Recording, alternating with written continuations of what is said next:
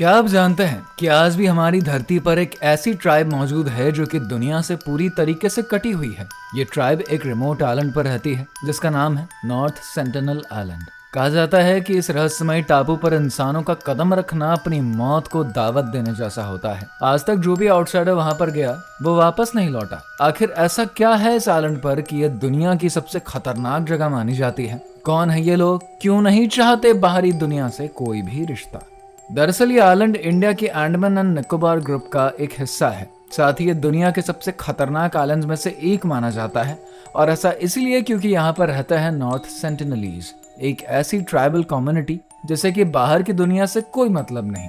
माना जाता है कि ये लोग अफ्रीका से करीब 70,000 साल पहले निकले पहले इंसानों के सीधे वंशज हैं। साथ ही हजारों सालों से जंगलों में रहते हुए इन्होंने कोई खेती बाड़ी नहीं सीखी, बल्कि ये आज भी शिकार करके, मछली पकड़कर और पेड़ों से फल फूल तोड़कर ही जिंदा रहते हैं। इनका रहन सहन एकदम स्टोन एज जैसा है। ये लोग ना कपड़े पहनते हैं ना बाहर की दुनिया से कोई चीजें लेते हैं। साथ ही इनके पास धनुष बाण जैसे ट्रेडिशनल हथियार हैं।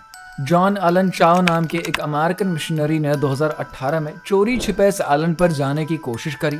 असल में वो ईसाई धर्म से था और वो इन सेंटिनलीज को भी ईसाई धर्म सिखाना चाहता था, लेकिन उसे सेंटिनलीज ने तीर मार दिया। हालांकि इतिहास में कई बार सरकार या रिसर्चर्स इस आइलैंड पर कॉन्टैक्ट बनाने गए, लेकिन ज्यादातर उनने वायलेंस ही करी। इसी वजह से British officer Maurice Vidal Portman ने तो 1880 में कुछ सेंटिनलीज बच्चों और एक बुजुर्ग जोड़े को किडनैप कर लिया था, लेकिन पोर्ट ब्लेयर पहुंचने के कुछ दिनों में उस कपल की डेथ हो गई, जिस वजह से उनके बच्चों को वापस आइलैंड छोड़ दिया गया। वहीं 1970 के दशक में एंथ्रोपोलॉजिस्ट त्रिलोकनाथ पंडित और बाद में मधुमाला चट्टोपाध्याय ने कुछ बार नारियल जैसे तोहफे देकर कांटेक्ट बनाने की कोशिश करी, जिसमें एक बार वहां की फीमेल्स ने मेल्स को हमला करने से रोका भी, लेकिन इस टाइम के बाद फिर हमेशा उन्होंने तीर कमान ही चलाए और उनसे कांटेक्ट नहीं हो पाए। हालांकि इस आइलैंड पर आइज ऑन हैंड्स ऑफ वाली पॉलिसी है, मतलब नजर रखो लेकिन छोड़ो मत। इसी वजह से साल 2004 की सुनामी के बाद हेलीकॉप्टर से देखा गया तो सेंटिनलीज ने हेलीकॉप्टर्स पर तीर चला दिए, लेकिन गवर्नमेंट ने ये भी कंफर्म कर लिया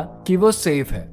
आज वैज्ञानिक मानते हैं कि अगर हम इन्हें जबरन एडवांस दुनिया में लाएंगे तो ये नई बीमारियों से नहीं बच पाएंगे। दूसरा डर ये भी है कि दूसरी जनजातियों की तरह ये लोग भी शराब, तंबाकू और पैकेज्ड खाने की लत में पड़कर अपनी पहचान खो देंगे। आज अंडमान में कई पुरानी ट्राइब्स लगभग खत्म ही हो चुकी हैं। ऐसे में नॉर्थ सेंटिनलीज को उनकी मर्जी से जीने देना ही सही है। वैसे ये लोग हमारे लिए एक जिंदा सबक है। इंसान अगर चाहे तो हजारों सालों तक बिना प्रकृति को नुकसान पहुंचाए उसी में घुल मिलकर जी सकता है। तो क्या वाकई हमें इनकी लाइफ में दखल देना चाहिए? और क्या ये लोग कभी बाहरी दुनिया को जान पाएंगे? आपको क्या लगता है? कमेंट करके जरूर बताइए। साथ ही हमारे channel explore with Puneet Kumar को सब्सक्राइब करना बिल्कुल ना भूलें।